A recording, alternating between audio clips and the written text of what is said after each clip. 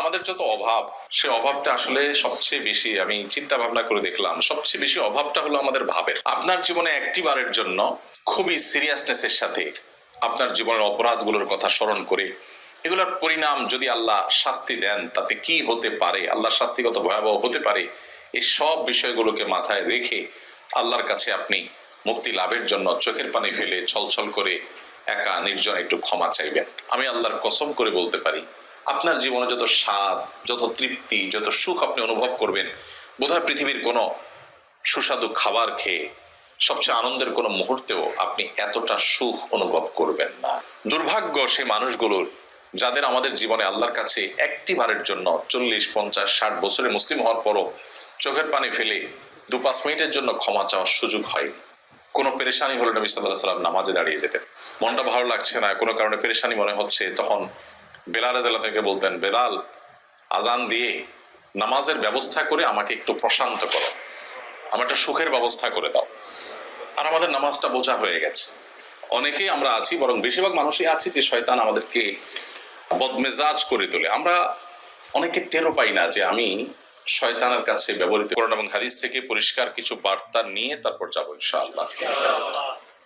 আল্লাহ রাব্বুল আলামিন ইরশাদ করছেন, ওয়াসারিউ ইলা মাগফিরাতিন মির রাব্বিকুম ওয়া জান্নাতিন আরদুহাস সামাওয়াতু ওয়াল আরদ। অর্থাৎ তোমরা প্রতিযোগিতায় অবতীর্ণ হও, দৌড়াও এবং দ্রুত গতিতে অগ্রসর হও তোমাদের রবের পক্ষ থেকে দেওয়া মাগফিরাতের জন্য, এবং সে জান্নাতের আশায় যে জান্নাতের প্রস্থতা নবমণ্ডল এবং ভূমণ্ডলের প্রস্থতার মতো।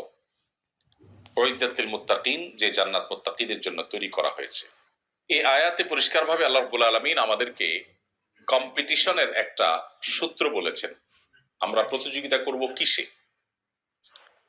আজকে মাগরিবের নামাজ আমি এখানে পড়িয়েছি, আপনারা অনেকেই দ্বিতীয় রাকাত আমরা হয়ে গেল, তার কষ্ট হতো না, যত কষ্ট হয় মানুষের কাছে ক্ষমা চাইলে, তাই না?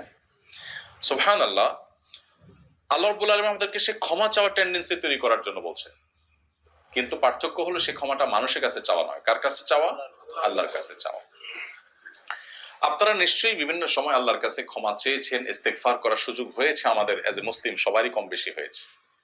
কিন্তু আমি আপনাকে আহ্বান করব, আপনার জীবনে একটি বারের জন্য খুবই সিরিয়াসনেসের সাথে আপনার জীবনের অপরাধগুলোর কথা স্মরণ করে এগুলোর পরিণাম যদি আল্লাহ শাস্তি দেন তাতে কি হতে পারে, আল্লাহর শাস্তি কত ভয়াবহ হতে পারে, এই সব বিষয়গুলোকে মাথায় রেখে আল্লাহর কাছে আপনি মুক্তি লাভের জন্য চোখের পানি ফেলে ছলছল করে একা নির্জন একটু ক্ষমা চাইবেন।